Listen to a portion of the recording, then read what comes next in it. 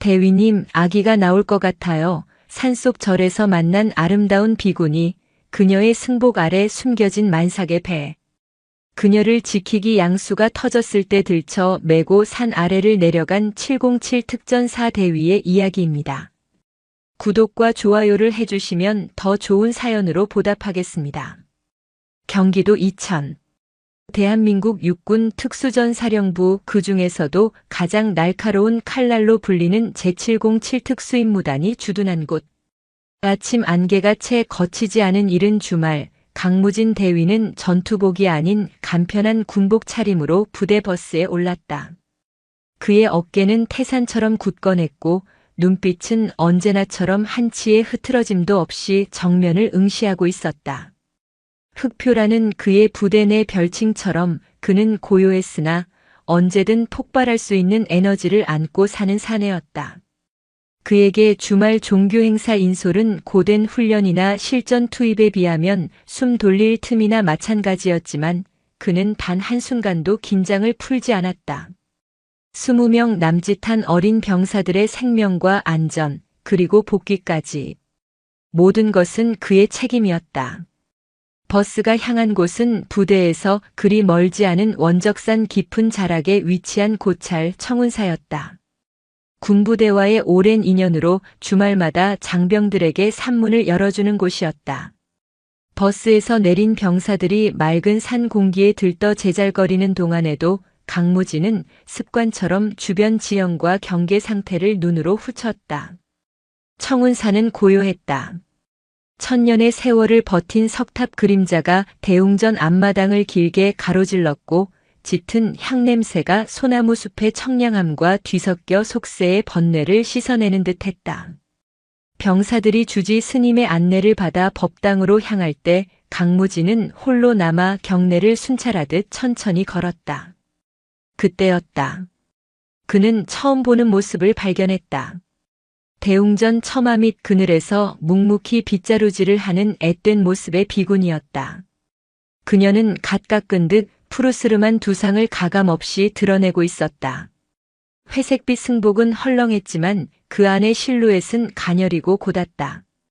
강무진은 무심코 걸음을 멈췄다. 군인으로서 수많은 사람을 봐왔지만 저토록 모순적인 존재는 처음이었다. 모든 것을 비워낸 승려의 모습임에도 불구하고 그녀의 존재감은 짙고 선명했다. 속세의 그 어떤 화려한 치장보다도 뚜렷한 아름다움이었다. 가스물을 넘겼을까?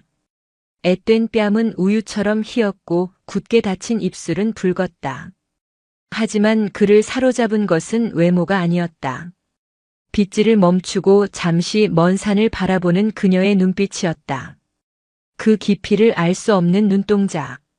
그것은 해탈이나 평온이 아닌 거대한 슬픔의 바다를 품고 있었다. 마치 깨지기 직전의 유리그릇처럼 위태롭고도 처연한 기운이 그녀를 감싸고 있었다. 그녀는 강무진의 시선을 느꼈는지 천천히 고개를 돌렸다. 두 사람의 시선이 허공에서 부딪혔다. 강무진은 특전사 대위로서 몸에 밴 기세로 상대를 압도하는 버릇이 있었지만 그 눈동자 앞에서는 자신도 모르게 시선을 누그러뜨렸다. 그녀는 놀라거나 당황하는 기색 없이 그저 맑은 눈으로 그를 바라보다가 이내 합장하며 고개를 숙였다. 예를 표하는 고요한 동작이었다. 강무진 역시 가볍게 목례를 하고 자리를 떴다. 법당으로 향하는 그의 머릿속에는 방금 본 낯선 비구니의 잔상이 쉽게 지워지지 않았다. 저토록 젊은 나이에 저런 사연을 품은 눈으로 어쩌다 이 깊은 산사에 들어오게 되었을까. 그녀의 법명은 혜연이라고 했다. 병사들에게 차를 내어주며 나지막이 법문을 읽어주는 그녀의 목소리는 산사의 풍경 소리처럼 맑았지만 그 끝에는 미세한 떨림이 묻어 있었다. 강무진은 법당 뒤편 기둥에 기댄 채 그 위태로운 평온을 지켜보았다. 그것은 폭풍이 휩쓸고 간 뒤의 고요함, 혹은 또 다른 폭풍을 기다리는 전조처럼 느껴졌다. 그날 복귀하는 버스 안에서 강무진은 처음으로 인솔 임무 중에 다른 생각을 했다. 검은 베레모 아래 그의 미간이 미세하게 좁혀졌다. 저 여승은 저 청운사는 어쩌면 자신이 알던 평화로운 종교 시설 이상의 무언가를 숨기고 있는지도 모른다는 예감이 들었다. 몇 번의 주말이 흘렀다. 계절은 녹음이 짙어지는 여름을 향해 가고 있었다. 강무진과 707 부대원들은 고강도의 대테러 훈련을 마치고 짧은 휴식을 맞이했다. 그리고 다시 청운사를 찾는 종교 행사의 날이 돌아왔다. 강무진은 이제 청운사의 풍경이 제법 익숙했다. 병사들은 주지 스님과 반갑게 인사를 나눴고 몇몇은 혜연 스님에게도 조심스레 합장을 건넸다. 그녀는 여전히 그 자리에 있었다. 전보다 조금 더 햇볕에 그을린 듯한 뺨 하지만 여전히 깊이를 알 수 없는 눈. 그날따라 절간은 유난히 고요했다. 병사들이 공양간에서 이른 점심을 먹는 동안 강무진은 대웅전 앞 석탑을 돌며 경계를 섰다. 그때였다. 산사의 정적을 깨트리는 거친 엔진 소리와 함께 검은색 외제 세단 한 대가 사찰 입구의 흙길을 거칠게 밀고 들어왔다.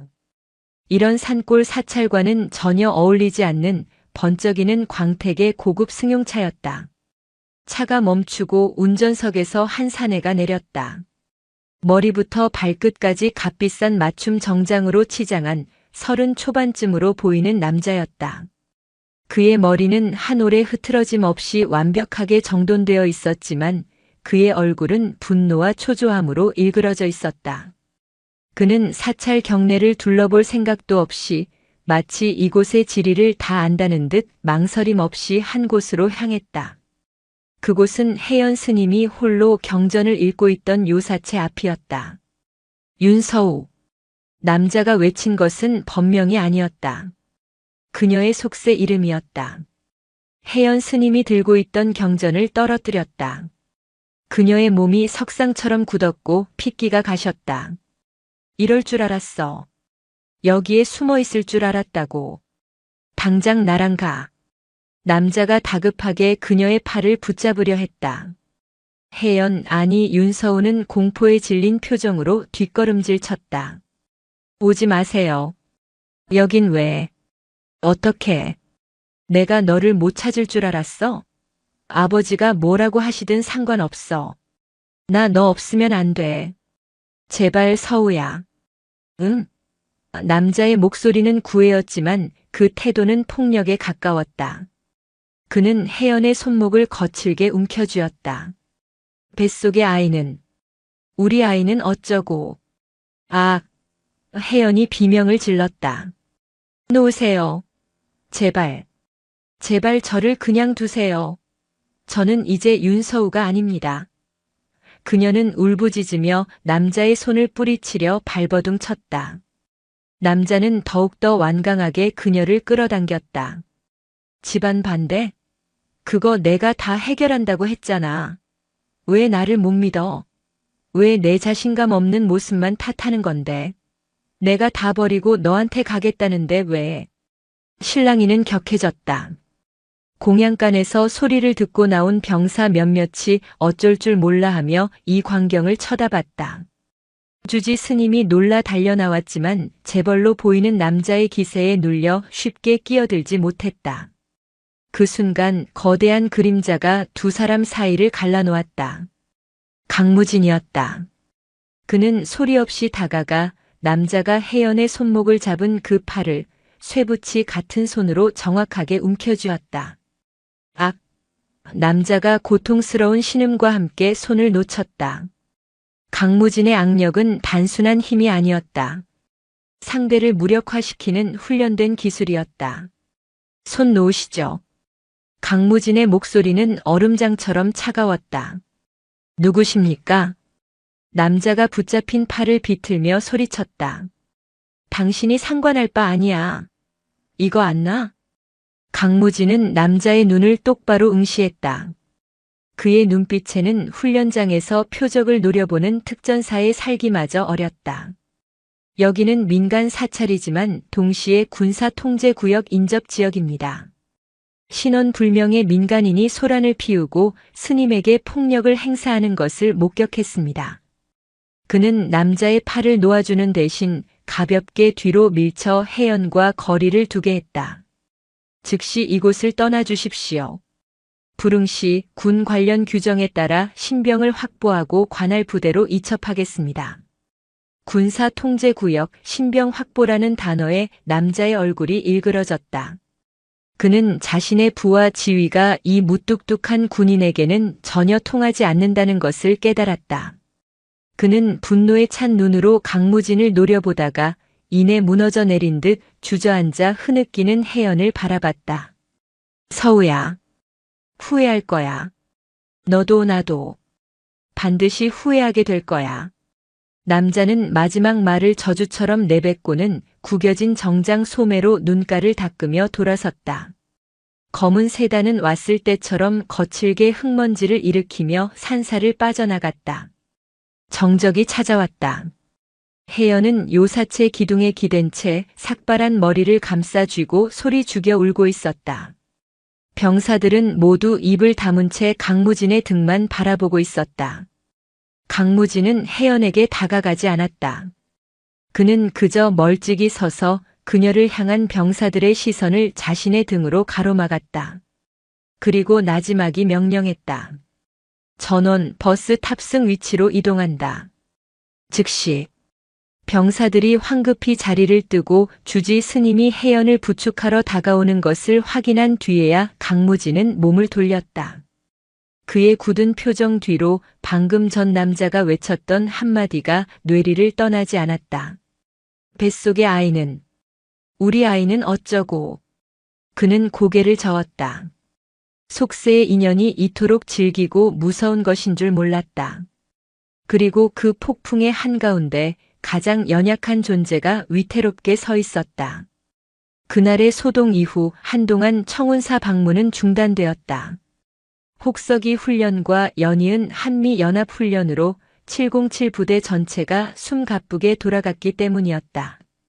강무진은 헬기 레펠과 야간 침투 훈련에 몰두하며 산사에서 일어났던 일을 애써 잊으려 했다. 하지만 그의 머릿속에서는 임무 수행 중에 긴박한 순간에도 눈물 흘리던 혜연 스님의 모습과 우리 아이를 절규하던 남자의 목소리가 불쑥불쑥 떠올랐다. 그의 책임감은 군인으로서의 임무에만 국한되지 않았다. 그는 자신이 목격한 불의와 약자의 고통을 외면할 수 없는 사람이었다. 그녀가 승려이든 속세의 여자이든 한 인간이 절박한 상황에 부닥쳐 있다는 것을 직감했다. 가을바람이 불기 시작할 무렵 종교 행사가 재개되었다. 강무진은 이전보다 더 무거운 마음으로 버스에 올랐다. 청운사는 여전했다. 하지만 혜연 스님은 보이지 않았다. 병사들이 법당으로 들어간 뒤 강무진은 주지 스님에게 조용히 물었다. 혜연 스님은 보이지 않습니다. 주지 스님은 깊은 한숨을 내쉬며 찻잔을 만지작거렸다. 요 며칠 몸이 좋지 않아 방에서 쉬고 있소. 강 대위 그날 다 보셨지요? 강무진은 침묵으로 긍정했다. 그 남자는 그 후로 찾아오지 않았습니까? 그럴 배짱이나 있는 자였다면 저 아이가 이곳까지 오지도 않았을 것이오. 주지 스님의 목소리에 쓴웃음이 묻어났다. 속세에서 굴지의 재벌 가문 외아들이라 합디다. 저 아이와는 죽고 못 사는 사랑을 했으나 집안의 반대가 하늘을 찔렀다지요. 아이까지 가진 것을 알고는 가문에서 저 아이를 없는 사람 취급하며 떼어놓으려 했답니다. 강무진의 주먹에 힘이 들어갔다. 그래서 그 남자는 포기했습니까? 포기라기보다 지쳤겠지요. 부모를 이길 자신도 모든 걸 버리고 저 아이와 함께할 자신도 없었던 게지요. 그 나약함에 지쳐 저 아이가 먼저 모든 것을 버리고 이곳으로 도망쳐 온 것입니다. 머리를 깎고 부처님께 귀의하면 이 지독한 인연도 뱃속의 생명에 대한 미련도 끊어질 줄 알았겠지요. 하지만 어찌 어미가 제사를 끊어내겠소. 법당에서 불경을 외면서도 아이는 날마다 자라났소. 그때였다. 닫혀있던 요사체 방문이 조용히 열리고 혜연 스님이 창백한 얼굴로 밖을 나섰다. 그녀는 강무진과 주지 스님이 있는 것을 보고 잠시 망설이는 듯 했다. 강무진은 숨을 멈췄다. 그녀는 이전보다 더 품이 넓은 승복을 입고 있었지만 그것으로도 감출 수 없었다. 가을바람이 그녀의 옷자락을 스치자 그 아래로 선명하게 부풀어 오른 배의 윤곽이 드러났다. 그것은 완벽한 모순이었다. 비움과 무소유를 상징하는 승복, 그리고 잉태와 생명을 상징하는 만삭의 배. 그녀는 그 거대한 모순을 힘겹게 감당하며 서 있었다. 혜연은 두 사람에게 다가와 힘겹게 합장했다. 주지 스님, 강대위님, 걱정을 끼쳐드려 송구합니다. 그녀의 목소리는 물기에 젖어 있었지만 눈빛은 그날의 소동때와 달리 무언가를 결심한 듯 단단해져 있었다. 몸은 좀 어떠신가? 주지 스님이 걱정스레 물었다. 괜찮습니다. 다만 산바람이 차갑습니다. 그녀는 본능적으로 배를 감쌌다. 강무진은 차마 그녀의 배를 정면으로 바라볼 수 없었다. 그는 고개를 돌려 먼 산을 바라보며 물었다. 언제 출산하십니까? 그의 질문은 군인답게 직설적이었다. 혜연은 놀란 듯 그를 바라봤지만 이내 담담하게 대답했다. 보름 정도 남은 듯 합니다. 이곳에서 낳을 생각이십니까? 혜연은 대답하지 못했다. 그녀의 눈에 다시 절망감이 어렸다. 이 깊은 산사에서 속세의 아버지가 버린 아이를 승려의 몸으로 어찌 낳아야 할지 막막한 기색이 역력했다. 주지 스님이 대신 대답했다. 아랫마을 산파를 부르기로 했으나 영 내키지가 않소. 저 아이 몸이 약해서 만약에 사태라도 생기면. 바로 그 순간이었다. 아! 혜연이 짧은 신음과 함께 아랫배를 움켜쥐고 주저앉았다. 그녀의 얼굴이 고통으로 하얗게 질렸다. 스님, 혜연아. 주지 스님이 당황하여 그녀를 부축하려 할 때 혜연의 젖은 승복 아래로 맑은 물이 왈칵 쏟아져 내렸다. 양수가 터진 것이었다. 예정일보다 보름이나 빨랐다. 에이, 이럴 수가.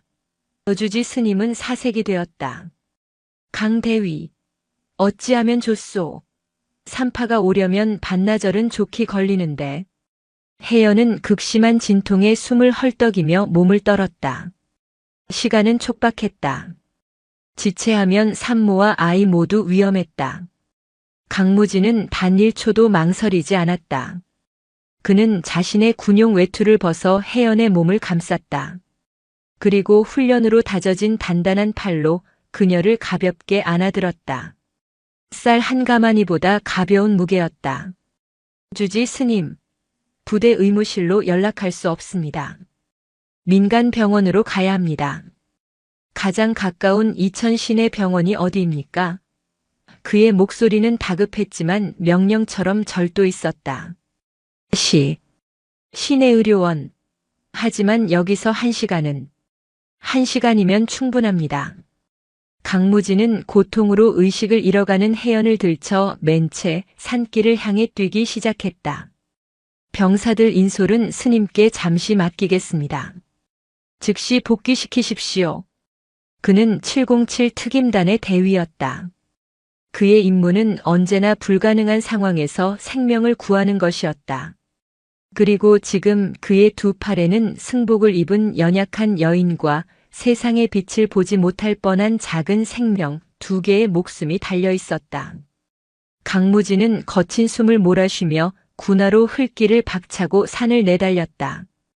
그의 등 뒤로 혜연의 가느다란 신음소리와 주지 스님의 다급한 외침이 멀어져 갔다. 강무진은 산을 달리고 있었다. 단순한 달리기가 아니었다. 그것은 특전사 대원들이 수십 킬로그램의 군장을 메고 절벽과 계곡을 주파하는 산악구보 바로 그것이었다. 하지만 지금 그의 등에는 차가운 군장이 아닌 고통으로 떨고 있는 혜연의 연약한 몸이 매달려 있었다. 그는 자신의 군용 외투로 그녀를 단단히 감싸 업었다. 땀과 양수 그리고 미약한 피냄새가 뒤섞여 그의 후각을 자극했다. 혜연은 의식이 가물가물한 와중에도 터져나오는 진통을 참으려 입술을 깨물고 있었다. 그 작은 신음이 강무진의 귓가를 파고들 때마다 그의 심장은 차가운 쇠사슬로 죄어지는 듯 했다. 조금만 참으십시오. 거의 다 왔습니다. 그의 목소리는 거친 숨소리에 묻혔지만 단호했다. 그는 707특임단 흑표대대의 팀장이었다. 그의 임무는 언제나 생명을 다루는 일이었다. 때로는 적의 생명을 빼앗고 때로는 아군의 생명을 구하기 위해 자신을 던졌다. 하지만 지금 그의 팔에 안긴 이 생명은 그 어느 때보다도 무겁고 절박했다. 산길은 험했다. 발을 잘못 디디면 그대로 굴러떨어질 수 있는 급경사였다. 그러나 강무진의 전투화는 마치 그 길을 수천 번 왕복한 것처럼 정확하게 마른 흙과 돌부리를 밟아나갔다. 그의 허벅지 근육은 터질 듯이 부풀어 올랐고 등줄기로는 비 오듯 땀이 흘렀다. 그는 자신의 한계를 시험하고 있었다. 아니, 한계를 초월하고 있었다. 그의 머릿속은 복잡한 계산으로 가득 찼다. 청운사에서 주차장까지의 거리, 버스로 이천 시내 병원까지의 예상 소요 시간, 그리고 그 시간 동안 산모와 아이가 버텨줄 수 있을지. 그는 가장 비관적인 시나리오를 상정하고 그것을 깨부수기 위해 질주했다. 혜연이 그의 등 뒤에서 몸을 비틀었다. 진통의 주기가 걷잡을 수 없이 짧아지고 있었다. 괜찮습니다. 정신 잃으면 안 됩니다. 강무진이 고함을 치듯 외쳤다. 그것은 그녀에게 하는 말이자 스스로에게 내리는 명령이었다. 드디어 숲길이 끝나고 버스가 세워진 주차장이 눈에 들어왔다. 주지 스님의 연락을 받고 대기하고 있던 운전병이 경악한 표정으로 달려나왔다. 네, 대위님. 스님께서 문 열어. 지금 당장. 강무진은 버스의 가장 뒷좌석에 혜연을 조심스럽게 눕혔다. 그는 자신의 방수 외투를 벗어 그녀의 머리맡에 괴어주었다. 출발해. 이천의료원 응급실이다. 내가 아는 가장 빠른 길로 가. 이건 명령이다. 예. 알겠습니다. 운전병은 사색이 되어 운전대를 잡았다. 군용 버스는 육중한 몸체를 울리며 좁은 산길을 빠져나가기 시작했다. 강무진은 흔들리는 차 안에서 혜연의 손을 꽉 잡았다. 얼음장처럼 차가웠다. 운전병, 더 빨리. 더. 버스가 포장도로에 진입하자마자 속도를 올렸다. 강무진은 무전기 대신 자신의 휴대전화를 꺼냈다. 그는 이천의료원 응급실 번호를 찾아 전화를 걸었다. 여기는 육군 특수전사령부 강무진 대위다. 지금 즉시 응급분만 준비 바란다. 산모 양수 터졌고 진통주기 극도로 짧다. 예상 도착 시간 15분. 산모가 승려 복장이라고 놀라지 말고 즉시 조치할 수 있도록 최고 베테랑으로 준비시켜라. 그의 목소리는 일말의 감정 동요도 없는 완벽한 상황 전파였다. 수화기 너머에서 당황한 듯한 간호사의 목소리가 들렸지만 강무진은 용건만 말하고 전화를 끊었다. 그는 다시 혜연을 내려다보았다. 그녀는 이제 신음조차 내지 못하고 가쁘게 숨만 몰아쉬고 있었다. 삭발한 머리와 창백한 얼굴, 땀에 젖은 회색 승복, 그리고 그 아래에서 꿈틀대는 생명의 몸부림. 그 처절한 부조화에 강무진은 이를 악물었다. 그는 군인이었다. 국가가 부르면 언제든 목숨을 바칠 준비가 되어 있었다. 하지만 지금 이 순간 그는 한 여인과 그 아이의 생명을 구하기 위해 싸우고 있었다. 이것은 총성 없는 전쟁터였다. 서우야. 혜연이 몽롱한 상태에서 속세의 이름을 중얼거렸다. 그리고 다른 이름을 불렀다. 지혁씨. 그녀의 눈에서 눈물 한 줄기가 흘러내렸다. 그것은 고통 때문만이 아닌 깊은 원망과 그리움이 뒤섞인 눈물이었다. 강무진은 그 이름을 묵묵히 자신의 머릿속에 새겼다. 한지혁. 그가 바로 그 재벌 남자, 이 모든 비극의 시작이자 끝에 서 있는 자였다. 버스가 이천 시내로 접어들었다. 운전병은 군용 차량이라는 이점을 활용해 아슬아슬하게 차선을 변경하며 질주했다. 강무진은 혜연의 어깨를 붙잡고 계속해서 소리쳤다. 거의 다 왔습니다. 정신 차리십시오. 아이가 듣고 있습니다. 드디어 이천의료원 응급실 입구가 보였다. 버스가 미처 다 멈추기도 전에 강무진은 혜연을 다시 안아들고 버스 문으로 뛰어내렸다. 그의 전화를 받고 대기하고 있던 의료진들이 이동식 침대를 밀고 달려나왔다. 산모입니다. 즉시. 강무진이 혜연을 침대에 눕히자마자 간호사들과 의사가 그녀를 둘러쌌다. 혈압 급강하. 산모 쇼크 직전입니다. 제왕절개 준비해. 빨리 수술실로. 의료진의 다급한 외침과 함께 혜연이 탄 침대는 응급실 안으로 사라졌다. 강무진은 텅 빈 응급실 입구에 홀로 남겨졌다. 그의 전투복은 땀과 물로 흠뻑 젖어 있었고 두 팔은 그녀를 지탱하느라 미세하게 떨리고 있었다. 그는 거친 숨을 몰아쉬며 수술실 램프가 켜진 복도 끝을 멍하니 바라보았다. 그의 임무는 여기까지였다. 그녀를 살려서 병원까지 데려오는 것. 하지만 그는 알 수 있었다. 진짜 싸움은 지금부터라는 것을. 그리고 그 싸움의 장본인은 지금 이곳에 없었다. 강무진은 주머니 속 휴대전화를 꺼내 들었다. 그에게는 완수해야 할 또 하나의 임무가 남아 있었다. 한지혁을 이곳으로 끌어오는 것. 응급실 복도는 소독약 냄새와 긴장감으로 가득 찼다. 강무진은 벽에 기댄 채 수술 중이라는 붉은 등이 켜진 문을 응시했다. 그의 군복은 여전히 축축했고 온몸에서 피어오르는 열기는 긴박했던 질주의 여운이었다. 간호사가 다가와 보호자 인적 사항을 물었지만 그는 모른다고 대답할 수밖에 없었다. 법명 혜연, 속명 윤서우. 그 외에는 아는 것이 없었다. 보호자분 연락처라도. 지금 연락할 겁니다. 강무진은 짧게 대답하고 휴대전화를 들었다. 혜연을 업고 뛰면서 그의 외투 주머니에 있던 그녀의 작은 소지품 주머니가 함께 딸려왔다. 그 안에는 낡은 휴대전화 한 대가 들어있었다. 그는 망설임 없이 전원을 켰다. 다행히 배터리는 남아있었다. 하지만 화면은 비밀번호로 잠겨 있었다. 강무진은 미간을 찌푸렸다. 시간을 지체할 수 없었다. 그는 긴급 통화 버튼을 눌렀다. 그리고 최근 발신 목록 대신 부재중 전화 목록을 확인했다. 한지혁. 그 이름 하나가 수십 통의 부재중 전화로 화면을 가득 메우고 있었다. 강무진은 망설임 없이 그 번호를 눌렀다. 신호음이 채 두 번 울리기도 전에 저쪽에서 거칠고 다급한 목소리가 터져 나왔다. 서우야. 윤서우. 너 맞지? 제발. 강무진은 대답하지 않았다. 수화기 너머의 목소리는 애원에서 분노로 바뀌었다. 누구야? 당신. 그 전화 어떻게? 서우 어디 있어? 한지혁 씨입니까? 강무진의 낮고 차가운 목소리가 전화선을 뚫고 나갔다. 누구냐고 물었어. 나는 육군 대위 강무진.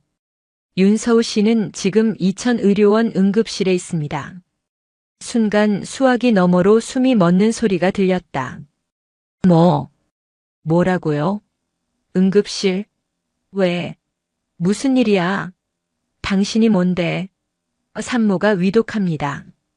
강무진은 감정을 배제하고 사실만을 전달했다. 양수가 터졌고 지금 수술 중입니다. 아이와 산모 둘 다 위험할 수 있습니다. 거짓말하지 마. 서우가 왜? 안 돼. 한지혁의 목소리는 공포로 완전히 무너져 내렸다. 지금 당장 오십시오. 강무진이 말을 이었다. 그의 목소리에는 명령조차 아니었다. 그것은 거역할 수 없는 통보였다. 당신이 그 아이의 아버지라면, 그리고 윤서우라는 여자를 조금이라도 사랑했다면, 지금 당장 2000 의료원으로 오십시오. 2000.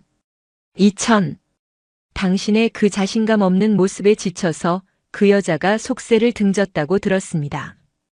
강무진은 혜연이 중얼거렸던 말, 주지 스님에게 들었던 말을 조합했다. 도망친 건 그 여자지만 도망치게 만든 건 당신입니다. 책임을 질 마지막 기회일지도 모릅니다. 강무진은 그대로 전화를 끊었다. 주소나 위치를 더 물을 필요도 없을 터였다. 저 정도의 재력이면 2000 의료원을 찾는 것은 일도 아닐 것이다. 시간이 지옥처럼 흘러갔다. 1시간 그리고 또 1시간. 강무진은 자세 하나 바꾸지 않고 수술실 앞을 지켰다. 그는 훈련 중에도 며칠 밤낮을 뜬 눈으로 지새울 수 있었다. 이 정도의 기다림은 그에게 아무것도 아니었다.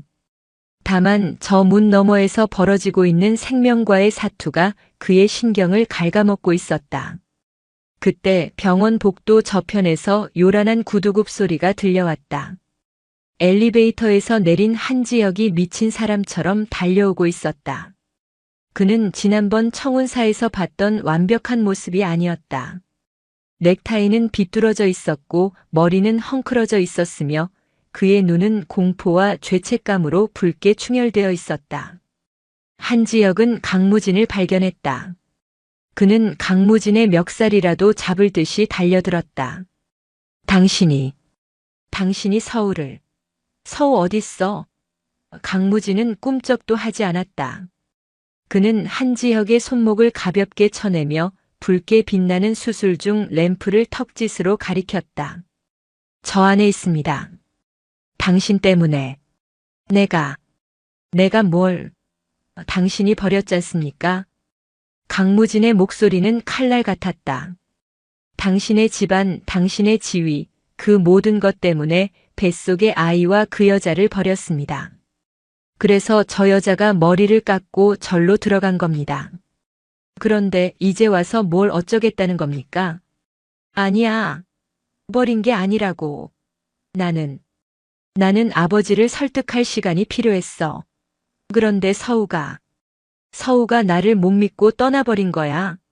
내가 얼마나 찾았는데. 내가 얼마나. 한지혁은 어린아이처럼 울부짖으며 복도 바닥에 주저앉았다. 그의 비싼 정장이 차가운 타일 바닥에 구겨졌다.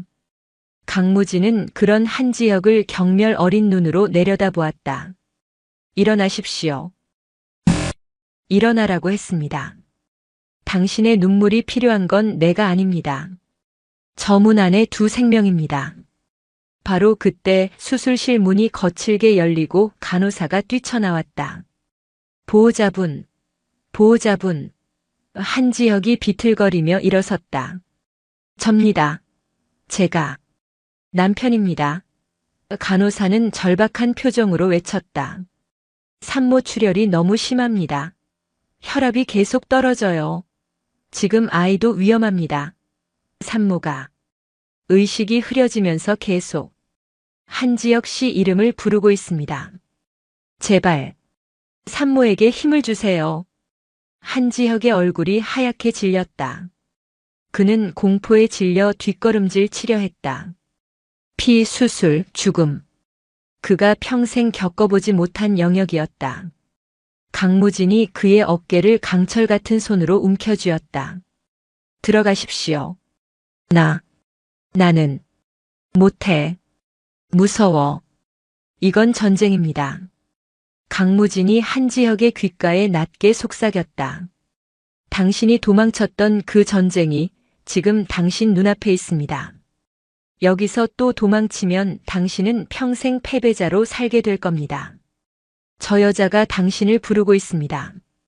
지금 당장 들어가서 당신의 여자와 당신의 아이를 지켜내십시오. 강무진은 한지혁의 등을 수술실 문 안으로 거칠게 밀어 넣었다. 그게 당신이 했어야 할 일이고 지금 해야 할 일입니다.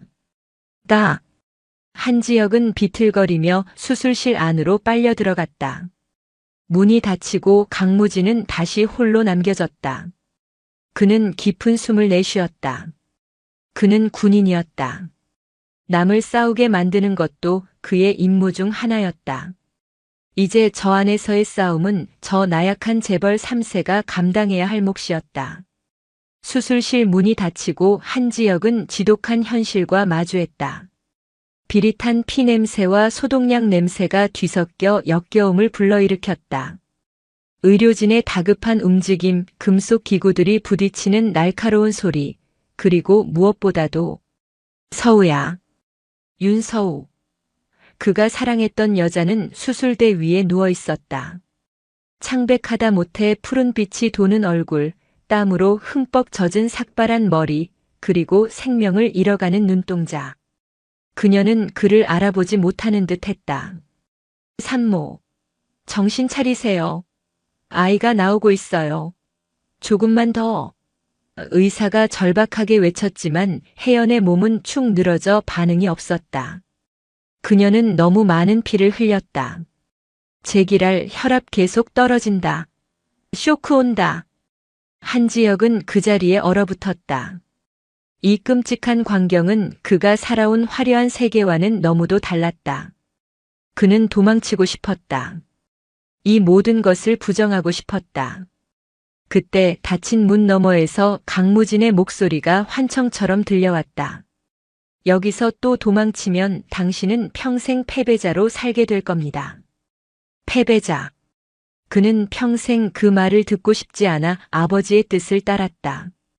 하지만 그 결과 그는 가장 소중한 것을 잃어가고 있었다. 안 돼. 안 돼. 한지혁은 비틀거리며 수술대로 다가갔다. 그는 축 늘어진 혜연의 손을 움켜쥐었다. 얼음장처럼 차가웠다. 서우야. 나왔어. 지혁이 왔다고.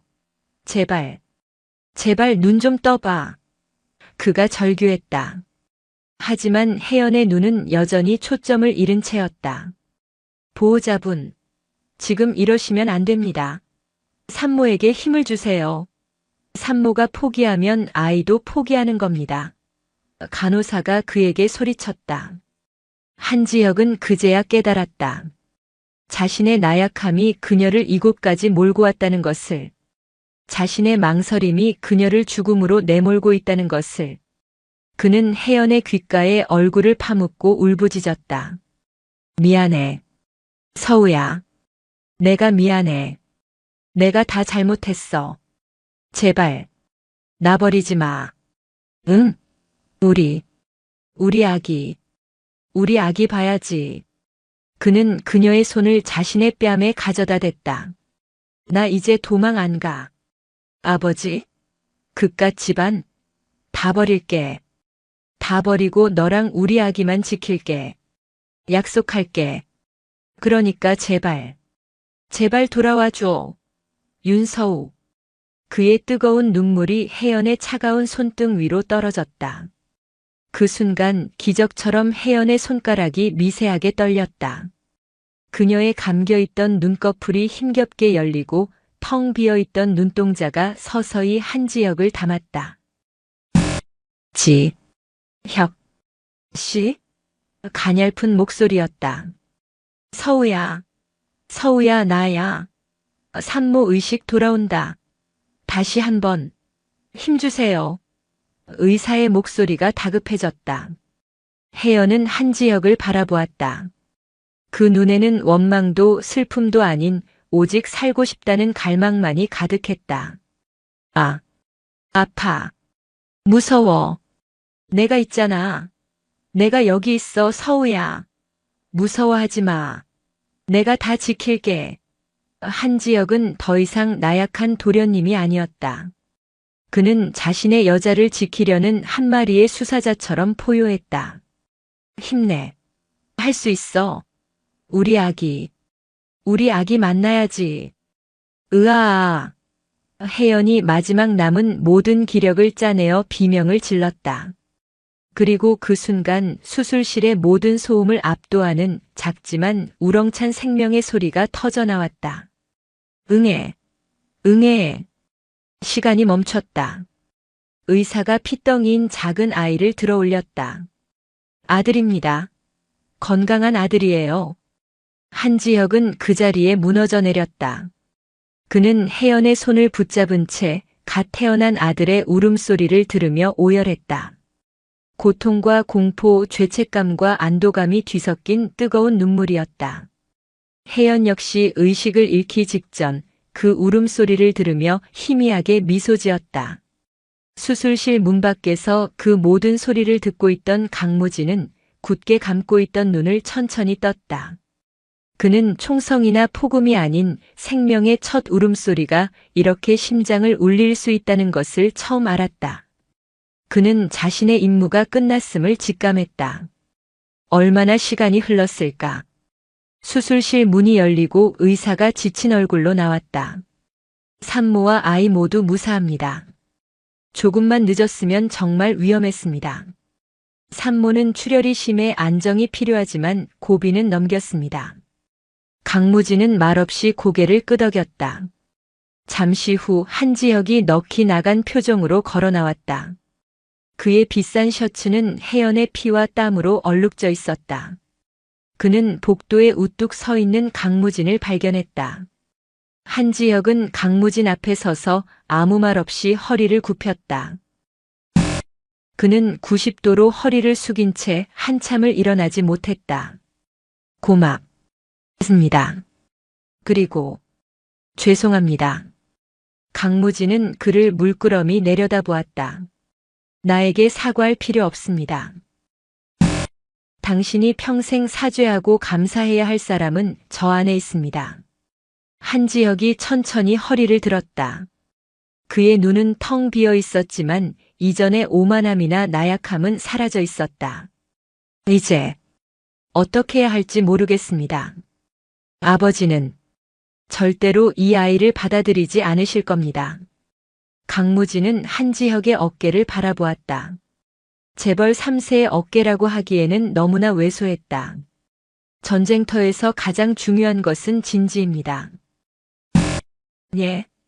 당신이 지켜야 할 진지는 당신의 아버지가 있는 그 성이 아니라 지금 당신의 아내와 아이가 누워있는 저 병실입니다. 강무진은 그의 어깨를 손으로 툭 쳤다. 적이 쳐들어오면 도망가거나 항복하는 게 아니라 진지를 사수하는 겁니다. 그게 남자가 할 일입니다. 당신은 오늘 아버지가 되었으니까. 강무진은 더 이상 볼 일이 없다는 듯 몸을 돌렸다. 잠깐만요. 성함이라도. 어떻게 이 은혜를. 육군 대위 강무진. 은혜는 국가에 갚으십시오. 강무진은 뒤도 돌아보지 않고 복도를 걸어 나갔다. 새벽빛이 병원 복도 창문으로 스며들고 있었다. 그는 밤새 생과 사의 경계를 넘나들었다. 땀과 피 그리고 양수로 범벅이 된 전투복을 입은 채 그는 다시 자신의 부대 707 특수임무단이 있는 이천의 기지로 향했다. 그의 발걸음은 무거웠지만 그 어느 때보다도 굳건했다. 그는 두 생명을 구했고 한 나약한 남자를 진정한 전쟁터로 밀어넣었다. 그것으로 그의 임무는 충분했다. 출산의 사투가 벌어진 이천의료원의 특별병실. 사흘의 시간이 흘렀다. 윤서우는 더 이상 혜연 스님이 아니었다. 그녀는 삭발한 머리가 채 자라지도 않았지만 환자복을 입고 갓 태어난 아이를 품에 안은 완연한 어머니의 모습이었다. 아이의 이름은 한가온. 세상의 중심이 되라는 뜻으로 한지혁이 뜬 눈으로 밤을 새워 지은 이름이었다. 한지혁은 완전히 달라져 있었다. 값비싼 정장 대신 편안한 면바지 차림이었고 완벽하게 정돈되었던 머리는 며칠간 감지 못해 헝클어져 있었다. 하지만 그의 눈은 그 어느 때보다도 맑고 단단했다. 그는 서툰 솜씨로 기저귀를 갈고 서우가 식사를 할 수 있도록 곁에서 아이를 돌봤다. 지난날의 나약하고 자신감 없던 재벌 3세의 모습은 온데간데 없었다. 두 사람 사이에는 아직 어색한 침묵이 흘렀다. 그들이 감당해야 할 현실의 벽은 여전히 높았다. 하지만 그 침묵 속에는 갓 태어난 아이의 숨소리가 채워지고 있었고, 그것은 그 어떤 화려한 언어보다도 강력한 연결고리였다. 미안해. 한지혁이 먼저 입을 열었다. 그는 가온이를 아는 채 창밖을 바라보는 서우의 뒷모습을 향해 말했다. 내가 너무 늦었어. 서우는 천천히 고개를 돌렸다. 그녀의 눈에는 원망 대신 깊은 연민이 자리하고 있었다. 지혁씨, 우린 이제 어떻게 해야 하죠? 내가 지킬게. 한지혁이 단호하게 말했다. 아버지께 말씀드렸어. 서우 씨와 가온이 내 여자고 내 아들이라고. 받아들이시지 않으면 나도 한지혁이라는 이름을 버리겠다고.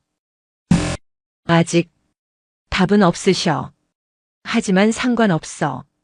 나 이제 당신 혼자 두지 않아. 그때였다. 병실 문이 조용히 열렸다. 전투복이 아닌 단정한 사복 차림의 강무진이었다. 그는 임무 수행 중 잠시 시간을 낸 듯 여전히 굳건한 자세로 서 있었다. 그의 손에는 작은 아기옷 상자가 들려 있었다. 대위님. 한지혁이 놀라 자리에서 일어났다. 서우 역시 아이를 아는 채 당황한 표정으로 그를 바라봤다. 그들의 생명의 은인이었다. 몸은 좀 괜찮으십니까? 강무진은 서우에게 물었다. 그의 목소리는 여전히 무뚝뚝했지만 눈빛에는 희미한 온기가 감돌았다. 덕분에 괜찮습니다. 이 은혜를 됐습니다. 군인으로서 당연한 일을 했을 뿐입니다. 그는 아기 옷 상자를 병실 테이블 위에 조용히 내려놓았다. 부대 복귀 전 경과 확인차 들렀습니다. 두 분, 아니 세 식구가 무사한 걸 보니 다행입니다. 강무진은 그들의 평화로운 모습을 확인한 것만으로도 충분하다는 듯 짧은 목례를 하고 돌아서려 했다. 그것이 그가 그들에게 베풀 수 있는 마지막 배려였다. 속세의 일에 군인이 너무 깊이 개입하는 것은 옳지 않았다. 바로 그 순간 병실 복도 저편에서부터 무겁고 불길한 기운이 밀려왔다.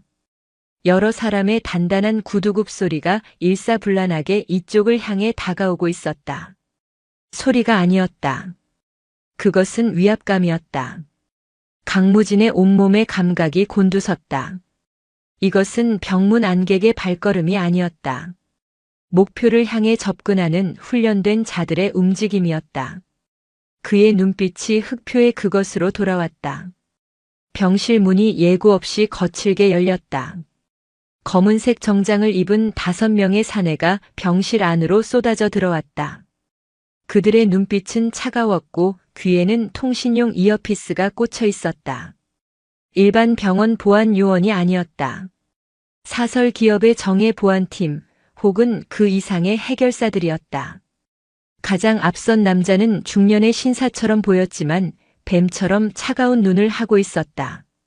그는 한지혁을 가볍게 무시하고 병실 침대에 앉아있는 윤서우와 그녀가 안고 있는 아기에게로 시선을 고정했다.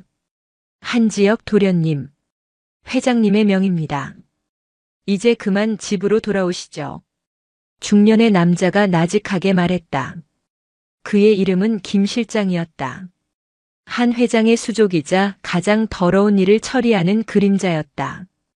김 실장, 당신들이 여길 어떻게 해? 한지혁이 경악하며 아이를 가로막아 섰다. 당장 나가. 이건 내 문제야. 아버지가 당신들 보냈어? 도련님께서는 잠시 저희와 함께 이동해 주셔야겠습니다. 그리고 김 실장의 시선이 서우에게 향했다. 그 여자와 그것은 저희가 따로 처리하겠습니다. 뭐? 처리? 그게 무슨 소리야? 김 실장의 눈이 싸늘하게 빛났다. 회장님의 핏줄이 저런 천한 곳에서 자라날 수는 없습니다. 아이는 저희가 거두어 가겠습니다. 그리고 윤서우 씨는 조용히 사라져 주셔야겠습니다. 영원히. 공기가 얼어붙었다. 영원이라는 말의 의미는 명백했다. 서우의 얼굴이 공포로 하얗게 질렸다. 그녀는 아이를 품에 더욱 세게 끌어안았다. 안 돼. 안 돼. 내 아기야. 지혁씨. 한지혁이 분노로 몸을 떨며 김 실장에게 달려들려 했다. 이 미친놈들이. 당장 꺼져. 하지만 정장 사내 두 명이 한지혁의 양팔을 순식간에 붙잡아 뒤로 꺾었다. 악. 도련님 실례하겠습니다. 몸싸움은 피하려 했습니다만. 김 실장은 두 명의 다른 부하에게 턱짓했다. 그들이 서우에게로 다가갔다. 순순히 아이를 넘기시죠. 그럼 고통은 없을 겁니다. 싫어. 오지 마. 서우가 비명을 지르며 뒷걸음질 쳤다. 그 모든 광경을 병실 문 옆에 서 있던 강무진이 지켜보고 있었다. 그는 처음부터 존재하지 않았던 사람처럼 미동도 하지 않고 있었다. 김 실장과 그의 부하들은 이 사복 차림의 남자를 그저 또 다른 방문객이나 병원 관계자쯤으로 여겼다. 부하 한 명이 서우의 팔을 잡아채려던 바로 그 순간이었다. 컥. 눈 깜짝할 사이였다. 강무진이 그 부하의 팔을 잡아채 뒤로 꺾으며 다른 손으로는 목덜미의 급소를 정확하게 가격했다. 억소리도 못 낸 사내가 그대로 바닥에 쓰러졌다. 모든 움직임이 멈췄다. 김 실장과 남은 부하들 그리고 한지혁과 서우의 시선이 일제히 강무진에게 향했다. 강무진은 천천히 고개를 들어 김 실장을 바라보았다. 그의 눈에는 인간적인 온기라고는 찾아볼 수 없었다. 오직 707 특수임무단의 대테러 교관 흑표의 살기만이 번뜩이고 있었다. 당신은 뭐야? 김 실장이 당황하며 소리쳤다.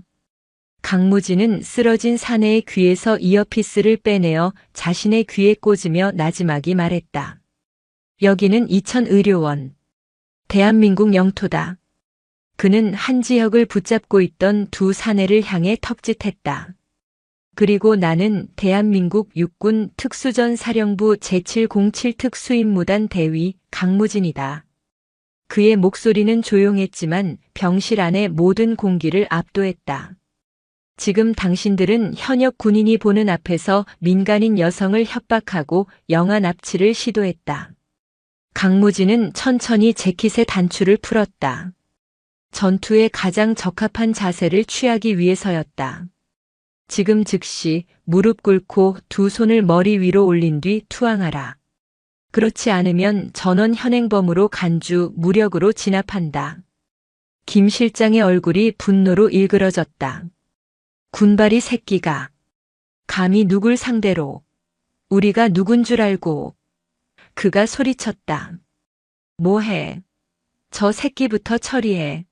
한지혁을 잡고 있던 두 명과 문 밖에 대기하고 있던 두 명이 동시에 강무진을 향해 달려들었다. 4명의 정예 사설 보안 요원이 좁은 병실 안에서 강무진을 향해 동시에 쇄도했다. 그들은 일반적인 폭력배가 아니었다. 전직 경호업체 혹은 특수부대 출신들로 구성된 한 회장의 사병이나 다름없었다. 그들의 움직임에는 망설임이 없었다. 하지만 그들의 상대는 강무진이었다. 대한민국 최정예 707특임단의 팀장이었다.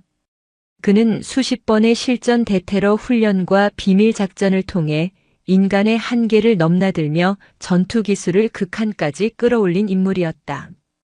크악! 가장 먼저 달려든 사내가 주먹을 휘둘렀다. 강무진은 그 주먹을 피하는 대신 앞으로 파고들며 팔꿈치로 상대의 명치를 정확히 가격했다. 동시에 상대의 팔을 꺾어 어깨 관절을 탈골시켰다. 컥. 두 번째 사내가 옆구리를 노리고 발차기를 날렸다. 강무진은 탈골시킨 첫 번째 사내를 방패 삼아 발차기를 막아낸 뒤 그를 밀쳐내며 두 번째 사내의 안면을 향해 손바닥으로 강력한 충격을 가했다. 뼈가 부러지는 소리는 나지 않았지만 뇌가 흔들리는 충격의 사내는 비틀거리며 쓰러졌다. 세 번째와 네 번째 사내가 동시에 덤벼들었다. 한 명은 상체를, 한 명은 하체를 노렸다. 협공이었다. 강무진은 침대 옆에 철제 의자를 집어들어 하체를 노린 사내의 정강이를 내리쳤다. 악! 그리고는 의자를 방패 삼아 상체를 노린 사내의 공격을 막아낸 뒤 의자를 밀치며 그대로 박치기를 가했다. 쿵! 단 10초도 걸리지 않았다. 4명의 거구는 병실 바닥에 쓰러져 신음하고 있었다. 그들은 모두 의식은 있었지만 전투 불능 상태였다. 강무진은 살상을 목적으로 하지 않았다. 그는 정확하게 급소와 관절만을 노려 상대를 무력화시켰다. 병실은 아수라장이 되었다. 한지혁은 입을 벌린 채 이 믿을 수 없는 광경을 바라보고 있었고 윤서우는 아이를 끌어안은 채 공포에 떨고 있었다. 오직 김 실장만이 서 있었다. 그의 얼굴은 분노와 경악으로 붉게 물들어 있었다. 내가 감히. 김 실장이 품 안에서 무언가를 꺼내려 했다. 강무진은 그보다 빨랐다. 그는 바닥에 떨어진 링거 거치대를 발로 낚아채 김 실장의 손목을 향해 정확하게 던졌다.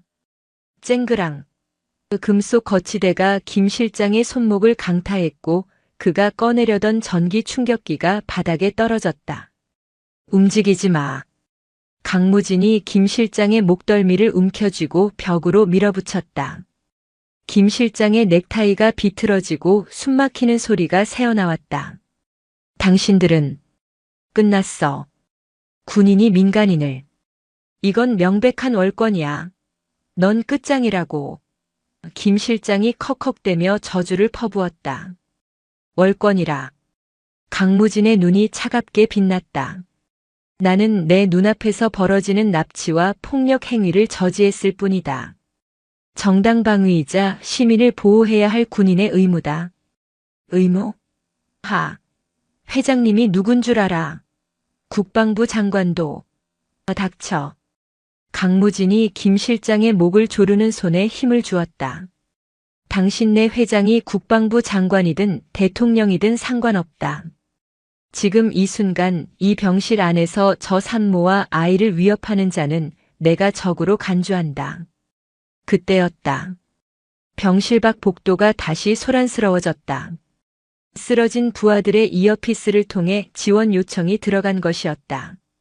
병원 전체에 깔려있던 한 회장의 사람들이 몰려오고 있었다. 적어도 10명 이상이었다. 넌 이제 도간에 든 쥐야, 강대위. 김 실장이 피 섞인 웃음을 토해냈다. 강무진은 김 실장을 내동댕이 쳤다. 그는 한지혁과 서울을 바라보았다. 한지혁 씨. 예. 저 여자를 지키고 싶습니까? 당신의 아들을 지키고 싶습니까? 당연합니다. 당연해요. 그럼 내 말대로 하십시오. 강무진은 병실 창문으로 다가갔다. 3층 특별병실. 뛰어내릴 수 없는 높이였다. 저들을 뚫고 나갈 수는 없습니다. 숫자가 너무 많습니다. 그는 침대 시트 2장을 뜯어내어 찢기 시작했다. 특전사에서 배운 매듭법으로 순식간에 두꺼운 로프를 만들었다. 이걸. 한지혁이 그의 의도를 깨닫고 경악했다. 한지혁 씨, 당신이 먼저 내려가서 저 2사람을 받아야 합니다.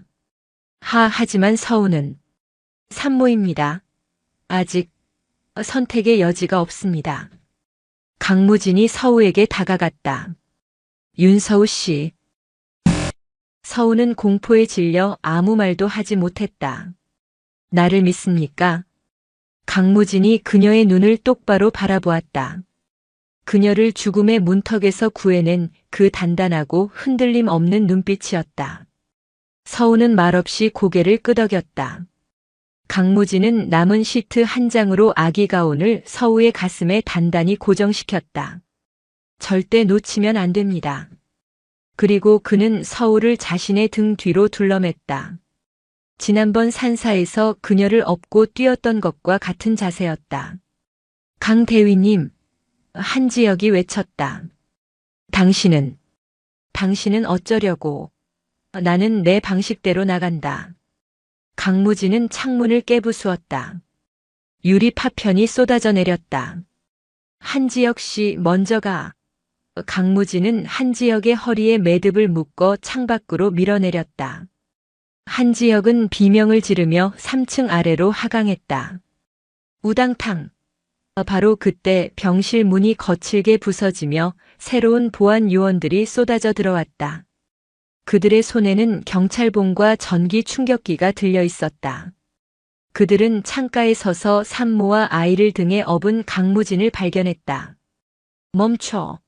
멈추지 않으면 쏜다. 한 요원이 전기 충격기를 겨누었다. 아이를 지켜. 강무진은 서우에게 짧게 말하고 그녀를 업은 채 창틀을 박차고 뛰어내렸다. 그는 한 손으로 자신이 만든 시트 로프를 잡았지만 그것은 두 사람의 무게를 버티기엔 역부족이었다. 지지직. 시트가 찢어지는 소리가 났다. 안 돼. 먼저 내려간 한지혁이 아래에서 절규했다. 강무진은 추락하는 와중에도 자신의 몸을 방패 삼아 아래쪽으로 향했다.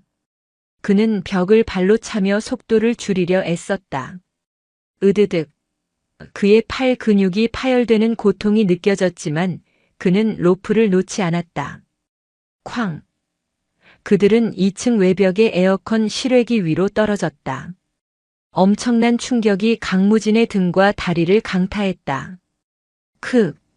강무진이 신음을 터뜨렸다. 하지만 그는 자신의 몸으로 모든 충격을 흡수했고 등에 업힌 서우와 가온이는 무사했다.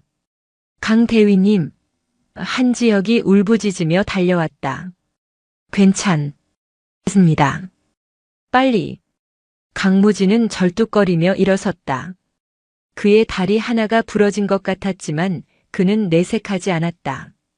위에서는 보안 요원들이 고함을 지르며 1층으로 뛰어내려오고 있었다. 차키. 강무진이 한지혁에게 소리쳤다. 주차장에. 내 차가. 뛰어. 강무진은 서우를 한지혁에게 넘기려 했지만 서우는 이미 충격으로 거의 정신을 잃어가고 있었다. 그는 다시 서우를 업었다. 부러진 다리로 산모와 아이를 업고 병원 주차장을 향해 달리기 시작했다. 그의 뒤를 한지혁이 따랐다. 이것은 탈출이었다. 강철 같은 특전사 대위가 자신의 모든 것을 걸고 연약한 두 생명을 지키기 위해 벌이는 처절한 탈출이었다. 주차장의 어둠을 가르며 검은색 세단이 미끄러지듯 빠져나왔다. 운전석에는 강무진이, 뒷좌석에는 한지혁이 의식을 잃은 서우와 아기 가온이를 필사적으로 붙잡고 있었다. 강무진의 왼쪽 다리는 부러진 듯 극심한 고통을 호소했지만 그는 엑셀을 밟은 오른발에 모든 신경을 집중했다. 그의 전투복 바지가 피와 땀으로 젖어들고 있었다. 젠장. 쫓아옵니다. 한지혁이 백미러를 보며 절규했다. 병원을 빠져나오자마자 한 회장의 보안팀 차량 2대가 지옥의 사자처럼 뒤따라 붙었다. 그들은 경광등까지 울리며 이천 시내를 질주했다. 꽉 잡아. 강무진의 목소리는 고통으로 쉬어 있었지만 흔들림은 없었다. 그는 707 특임단에서 배운 특수 차량 전술을 떠올렸다. 이것은 단순한 도주가 아니었다. 적의 추격을 따돌리고 아군을 안전지대로 호송하는 작전이었다. 끼익. 강무진이 교차로에서 급격하게 핸들을 꺾었다. 한밤중에 신호를 무시한 난폭 운전이었다. 뒤따르던 차량들도 망설임 없이 따라붙었다. 저놈들. 저러다 사고라도 나면 사고를 유도하는 거다. 강무진이 말했다.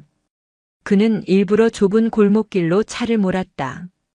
부대 주변 지형 숙지 훈련 덕분에 이천 시내의 지리는 그의 머릿속에 완벽하게 입력되어 있었다.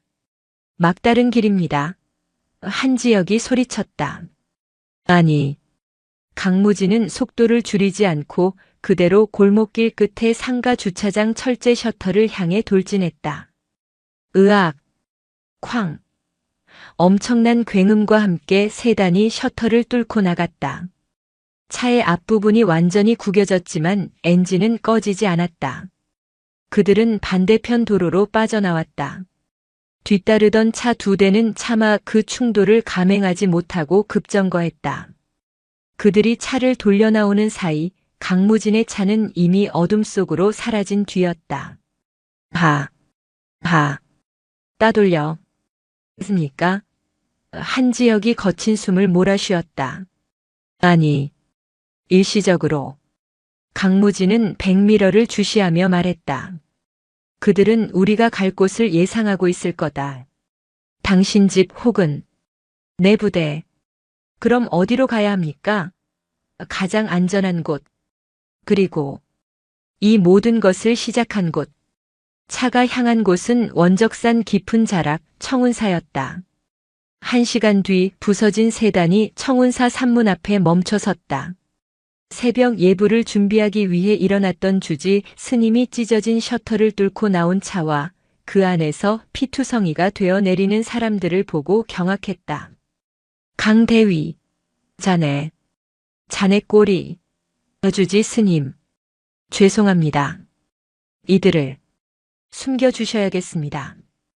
강무진은 한지혁의 부축을 받아 차에서 내렸다. 그는 부러진 다리로 버티고 서서 서우와 아이를 절 안으로 먼저 들여보냈다. 이게 대체 어찌 된 일인가? 속세의 악연이 이 산중까지 뻗친 게로군. 주지 스님은 한탄하며 급히 요사체의 가장 안쪽 방을 내주었다. 서우는 눕혀졌고 놀란 가온이가 울음을 터뜨렸다. 강무진은 요사체 앞마당에 주저앉았다. 그는 더 이상 서 있을 기력이 없었다. 그의 군인으로서의 삶은 오늘 밤으로 끝장났을지도 몰랐다. 민간인 폭행, 기물 파손, 국무이탈. 한 회장이 마음만 먹으면 그는 불명의 제대를 피할 수 없었다. 한지혁이 그에게 다가와 무릎을 꿇었다. 대위님, 저 때문에. 제가 어떻게든 보상하겠습니다. 아버지께 보상? 강무진이 피식 웃었다. 당신 아버지가 나에게 줄 수 있는 건 아무것도 없소. 그는 부러진 다리를 내려다보았다. 내가 한 일은 내가 책임지면 돼오. 다만 그는 방 안에서 들려오는 아이의 울음소리를 들었다. 저 아이와 저 여자는 당신이 책임지시오. 이번에는 도망치지 말고. 한지혁은 눈물을 흘리며 고개를 끄덕였다. 네, 절대로. 그때였다. 산사의 고요함을 깨트리는 또 다른 엔진 소리가 산 아래에서 들려왔다. 이번에는 여러 대가 아니었다. 묵직하고 위압적인 단 한 대의 차량이었다. 김 실장의 보안팀 차량이 아니었다. 더욱 거대하고 장엄하기까지 한 검은색 최고급 세단이었다. 차가 청운사 마당 한가운데 멈춰 섰다. 뒷좌석 문이 열리고 백발이 성성하지만 맹수와 같은 눈빛을 한 노인이 내렸다. 대한민국 재계를 주무르는 거물 한지혁의 아버지 한태룡 회장이었다. 그는 김 실장의 보고를 받고 이 모든 일의 원흉들을 직접 처리하기 위해 이곳까지 온 것이었다. 한태룡 회장은 피투성이가 되어 주저앉은 강무진과 자신을 보고 공포에 질린 아들 한지혁을 번갈아 보았다. 그리고 그의 시선은 요사체 문에 멈췄다. 내 핏줄을 저런 누추한 곳에 숨겨두었느냐. 그의 목소리는 얼음장 같았다. 아버지, 제발 그만하세요. 한지혁이 애원하며 앞을 가로막았다. 비켜라. 싫습니다. 서우와 가온이는 제 가족입니다. 건드리지 마세요. 가족? 저 천한 것들이? 내 놈이 정녕 미쳤구나. 한태룡 회장은 아들을 무시하고 강무진에게로 시선을 돌렸다. 내 놈이로군. 감히 내 일을 망친 군발이 새끼가. 그의 눈에는 노골적인 경멸이 담겨 있었다. 자네 이름이 강무진 대위라고 했나? 707 소속이라지. 자네 군 생활 오늘부로 끝내줄 수 있네. 아니, 자네 인생을 끝내는 것도 어렵지 않아. 협박이었다. 자본의 힘으로 모든 것을 뭉개버리겠다는 선전포고였다. 강무진은 부러진 다리의 고통을 참으며 벽을 짚고 천천히 일어섰다. 그는 한태룡 회장과 눈을 맞췄다. 특전사의 살기와 재계 총수의 위압감이 허공에서 격돌했다. 한태룡 회장님. 강무진이 입을 열었다. 나는 군인입니다. 군인은 국가와 국민을 지키는 것이 사명입니다. 국민? 저것들이 내 놈의 국민인가? 그렇습니다. 그리고 지금 이 순간 내 국민을 위협하는 당신은. 강무진은 한 발짝 앞으로 나섰다. 부러진 다리가 비명을 질렀지만 그는 표정 하나 바꾸지 않았다. 내가 제거해야 할 명백한 적입니다. 산사의 새벽 공기가 찢어질 듯 팽팽해졌다. 한 회장의 분노, 한 지역의 절박함, 그리고 모든 것을 걸고 마지막 방패가 된 강무진의 결의가 맞부딪혔다. 이것은 이 연약한 가족을 지키기 위한 마지막 전투의 서막이었다. 원적산 청운사의 새벽 공기는 얼음 송곳처럼 날카로웠다. 한태룡 회장의 선언은 사형 선고와도 같았다. 내가 제거해야 할 명백한 적입니다. 라는 강무진의 대답은 그 선고를 정면으로 거부하는 반역의 포효였다. 한 회장의 입가가 경멸로 뒤틀렸다. 그는 평생 자신에게 저항하는 존재를 용납해 본 적이 없었다. 그것이 설령 자신의 아들이라 할지라도 하물며 일개 군인에 불과할까. 내 놈이 감히 내 놈의 군복을 벗기는 것이 아니라 내 놈의 목숨을 거두는 것도 내게는 일도 아니다. 그의 손짓에 그가 타고 온 세단에서 또 다른 수행원들이 내렸다. 김 실장과 그 부하들과는 비교도 되지 않는 날카롭고 무자비한 기운을 뿜어내는 자들이었다. 그들은 한 회장의 마지막 보루이자 가장 어두운 그림자들이었다. 강무진 대위랬지. 한 회장이 차갑게 말했다. 자네가 지키려는 것들이 무엇인지 보게. 나약한 계집 하나 근본도 모를 갓난쟁이 그리고 내게 반항하는 어리석은 내 아들놈. 그는 요사체를 향해 턱짓했다. 저것들을 끌어내라. 아이는 내가 거두고 나머지는 알아서 처리해. 예, 회장님. 그림자들이 움직이기 시작했다. 강무진은 숨을 깊게 들이마셨다. 부러진 다리가 발목부터 허리까지 끔찍한 고통을 전달해왔다. 그는 이미 한계였다. 하지만 그는 707 특임단의 흑표였다. 그의 임무는 아군을 보호하는 것이었고 그의 진지가 함락되는 것은 죽음 이후에나 가능한 일이었다. 그는 부러진 다리를 땅에 디디며 요사체 문 앞을 가로막아 섰다. 그는 싸울 수 없었다. 하지만 그는 방패가 될 수 있었다. 멈춰라. 그의 목소리는 쇳소리가 났지만 그 무게는 천근만근이었다. 그림자들이 잠시 주춤했다. 피투성이가 된 채 부러진 다리로 서서 죽음을 각오한 군인의 기세는 그들이 겪어왔던 그 어떤 위협과도 달랐다. 저놈부터 그림자들이 강무진을 덮치려던 바로 그 순간. 안 돼. 멈춰. 한지혁이 달려나와 강무진의 앞을 가로막아 섰다. 그는 두 팔을 벌려 아버지가 보낸 폭력을 온몸으로 막아냈다. 지혁아. 강무진이 놀라 외쳤다. 비켜라 한지혁. 한 회장의 목소리에 살기가 어렸다. 싫습니다. 한지혁은 아버지의 눈을 똑바로 마주보았다.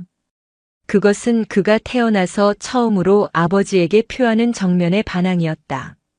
아버지, 지금까지 저는 아버지의 아들로 살았습니다. 아버지가 원하는 대로 아버지의 그림자 속에서 단 한 번도 제 자신의 목소리를 내지 못했습니다. 그래서 저는 서우시를 지키지 못했고 제 아이가 이런 곳에서 태어나게 만들었습니다. 그의 목소리는 떨렸지만 도망치지 않았다. 저는 자신감 없는 겁쟁이였습니다. 하지만 이분 강무진 대위님이 저에게 가르쳐 주셨습니다. 자신의 진지를 지키는 것이 남자라고. 그는 강무진을 그리고 요사체 문을 돌아보았다. 여기가 제 진지입니다. 서우 씨와 내 아들 가온이가 있는 곳. 그리고 저를 위해 모든 것을 내던진 이분 강 대위님이 지키는 곳. 한지혁은 다시 아버지를 향해 소리쳤다. 저들을 건드리시려면 아버지, 저부터 죽이십시오. 아버지의 아들인 이 한지혁부터 아버지 손으로 죽이고 가십시오. 에이, 이 미친놈이. 한태룡 회장의 얼굴이 분노로 시뻘겋게 타올랐다. 그는 평생 느껴보지 못한 모욕감과 배신감에 몸을 떨었다. 아들의 반항. 그것은 그의 세계에서는 존재할 수 없는 일이었다. 바로 그때 요사체 문이 열렸다. 창백한 얼굴의 윤서우가 갓난아기 가온이를 품에 안고 서 있었다. 그녀는 더 이상 공포에 떨지 않았다. 그녀의 눈은 맑았고 깊었다. 그것은 한때 혜연 스님이라 불렸던 여인의 눈이 아니었다. 그것은 자신의 새끼를 지키려는 어미 사자의 눈빛이었다. 회장님. 그녀가 나지기 하지만 단호하게 입을 열었다. 이 아이는 회장님의 핏줄이기 이전에 제 아들입니다. 제가 10달을 품었고 제 목숨과 맞바꾼 생명입니다. 그녀는 한 회장을 똑바로 바라보았다. 회장님께서는 모든 것을 가지셨습니다. 돈, 명예, 권력. 그 모든 것을 가지시고도 어찌하여 이 작은 생명 하나를 가지지 못해 안달이십니까? 네. 내년이 감히. 이 아이는 회장님의 것이 아닙니다. 제 것도 아닙니다. 서우는 아이를 끌어안으며 말했다. 이 아이는 그저 이 세상에 태어난 하나의 생명일 뿐입니다. 회장님께서 쌓아 올리신 그 거대한 성이 고작 이 아이의 울음소리 하나에 흔들리는 것이라면 회장님의 세상은 대체 무엇으로 만들어진 것입니까? 그녀의 말은 비수처럼 한 회장의 오만함을 파고들었다. 주지 스님 역시 어느새 나와 묵묵히 합장한 채 서 있었다. 회장님, 이곳은 부처님을 모신 성역입니다. 속세의 그 어떤 권력도 이 산사에서는 한 줌 바람에 불과합니다. 생명을 해하려는 마음을 거두십시오. 그것이 회장님 자신을 구하는 길이 될 것입니다. 사방이 고요해졌다. 한 회장의 그림자들도 이 기묘한 연대에 압도되어 감히 움직이지 못했다. 한태룡 회장은 자신의 아들, 아들의 여자, 그리고 갓난아기, 부러진 다리의 군인, 늙은 승려를 차례로 훑어보았다. 그들은 모두 비무장 상태였다. 힘없고 약하고 상처 입은 자들이었다. 하지만 그들은 함께 서 있었고 그들의 기세는 자신이 거느린 그 어떤 군대보다도 강했다. 응애. 응애. 그때 마치 이 모든 긴장을 깨트리려는 듯 가온이가 울음을 터뜨렸다. 그 울음소리는 새벽 산사의 공기를 가르고 한태룡 회장의 굳게 닫힌 심장을 때렸다. 그것은 생명의 소리였다. 그가 평생 돈으로 사려 했던 그러나 결코 살 수 없었던 유일한 것. 그가 부정하려 했던 자신의 핏줄이 내는 거역할 수 없는 존재의 증명이었다. 한태룡 회장의 어깨가 미세하게 떨렸다. 그는 평생 단 한 번도 패배를 인정한 적이 없었다. 하지만 지금 그는 이길 수 없음을 깨달았다. 저들을 힘으로 누를 수는 있겠지만 저들이 지키려는 저 생명의 가치를 꺾을 수는 없었다. 그는 강무진을 노려보았다. 강무진. 대위. 그가 이를 갈며 말했다. 오늘의 이 치욕. 나는 절대로 잊지 않을 것이다. 내 놈의 군 생활. 내가 반드시 끝장낼 것이다. 그것만큼은 약속하지. 그것은 그의 마지막 자존심이었다. 그는 한지혁을 향해 돌아섰다. 너는 이제 내 아들이 아니다. 오늘 이 순간부터 너는 내 유산에서 제명이다. 그 천한 것들과 함께 내 놈 마음대로 살아봐라. 한 회장은 거칠게 돌아섰다. 가자. 그가 타고 온 검은 세단과 그림자들이 왔을 때처럼 위압적으로 하지만 도망치듯 황급히 산사를 빠져나갔다. 모든 위협이 사라졌다. 하. 한지혁이 그 자리에 주저앉았다. 긴장이 풀리자 다리가 후들거렸다. 윤서우 역시 아이를 안은 채 눈물을 쏟아냈다. 강무진은 그제야 마지막 임무가 끝났음을 깨달았다. 그는 더 이상 버틸 힘이 없었다. 부러진 다리가 완전히 무너지며 그 역시 차가운 흙바닥에 쓰러졌다. 강대위님, 한지혁과 주지 스님이 놀라 달려왔다. 강무진은 고통 속에서도 희미하게 웃었다. 괜찮습니다. 진지, 사수, 완료. 그는 그대로 의식을 잃었다. 얼마나 시간이 흘렀을까. 강무진이 눈을 떴을 때 그는 병원 침대에 누워 있었다. 이천의료원이 아니었다. 창밖으로 익숙한 연병장이 보이는 국군 수도병원이었다. 정신이 드나 강대위. 익숙하지만 엄격한 목소리. 그의 직속상관 707 특수임무단장이었다. 단장님, 여긴 자네가 아주 큰 사고를 쳤더군. 단장의 목소리는 차가웠다. 강무진의 심장이 내려앉았다. 민간인 폭행, 사설업체와의 무력 충돌, 군무이탈. 한태룡 회장이 직접 국방부 장관 라인으로 찔렀어. 자네 불명예 전역감이야. 강무진은 묵묵히 눈을 감았다. 그는 후회하지 않았다. 제가 한 모든 행동 책임지겠습니다. 책임? 단장이 헛웃음을 쳤다. 그래, 져야지. 책임. 그래서 말인데. 단장은 서류 한 장을 그의 침대맡에 던졌다. 한태룡 회장 측에서 납치 및 감금 혐의로 자네를 고소했더군. 동시에 병원 측에서는 정체불명의 괴한들에 의한 의료시설 난입 및 산모 위협 사건으로 경찰에 신고를 했고. 그런데 말이야, 강대위. 단장이 그의 눈을 똑바로 바라보았다. 우리 707 부대원의 임무가 뭔가. 대테러 그리고 요인 구출이다. 강무진의 눈이 커졌다. 보고는 이렇게 올라갔다. 강무진 대위 주말 종교활동 인솔 중 부대 협력 사찰청운사에서 민간 인윤서의 사설 보안 업체에 의해 납치되는 정황 포착. 즉각 추격 및 교전. 단장은 말을 이었다. 이천의료원에서 추가 교전 발생. 적 다수 무력화 후 산모와 신생아 등 주요 인지를 안전가옥청운사으로 성공적으로 구출. 이 과정에서 적의 수장한 태룡 회장과 대치, 적의 투항 의지를 꺾고 인지를 완벽히 보호. 작전 수행 중 명예로운 부상. 단장님, 그건 한태룡 회장이 군을 적으로 돌리면서까지 자네 하나 죽이려 들 것 같나? 언론의 재벌 회장이 손자 납치 사주 스캔들이 터지는 것과 군인의 과잉 진압 스캔들 중 어느 게 더 클 것 같아? 그 영감 지금쯤 머리 싸매고 있을 거다. 우리가 먼저 대테러 작전 중 발생한 오해로 선수를 쳤거든.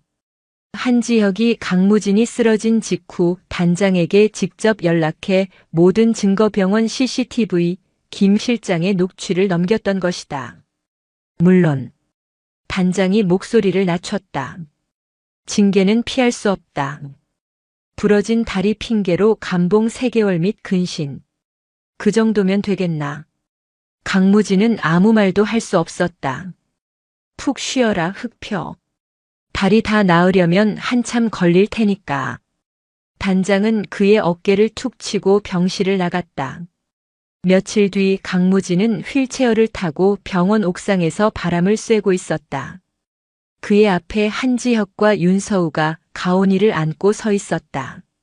그들은 더 이상 절박하거나 쫓기지 않았다. 평범하고 행복한 부모의 모습이었다. 강 대위님. 한지혁이 깊이 허리를 숙였다. 저희 떠나기로 했습니다. 아버지 그늘에서 완전히 벗어나서 저희 세 식구 처음부터 다시 시작하려고요. 아버지가 모든 걸 빼앗아 가셨지만 상관없습니다. 전 이제 두렵지 않습니다. 윤서우가 아이를 안고 다가왔다. 삭발했던 머리 위로 짧은 머리카락이 솜털처럼 돋아나고 있었다. 이 아이에게 대위님처럼 강하고 책임감 있는 사람이 되라고 가르치겠습니다. 저희의 생명을, 그리고 저희의 삶을 구해주셔서 감사합니다. 강무진은 말없이 그들을 바라보았다.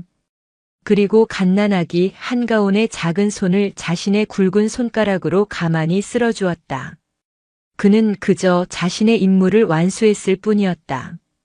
세 사람이 떠나고 강무진은 홀로 휠체어에 앉아 이천의 하늘을 바라보았다. 그가 목숨을 걸고 지킨 것은 단순히 두 생명이 아니었다. 그것은 나약했던 한 남자가 진정한 용기를 찾는 과정이었고, 절망에 빠졌던 한 여자가 어머니로 다시 태어나는 순간이었으며, 무엇보다도 생명 그 자체의 신성함이었다. 그의 부러진 다리는 훈장처럼 욱신거렸다. 강무진 대위는 자신의 진지를 지켜냈고 그 과정에서 가장 큰 교훈을 얻었다. 진정한 강함은 파괴하는 힘이 아니라 지켜내는 책임감에서 나온다는 것을. 그는 다시 돌아갈 자신의 부대 707 특수임무단을 생각하며 조용히 눈을 감았다. 오늘도 인생지의 말씀을 잘 들어주셔서 감사합니다.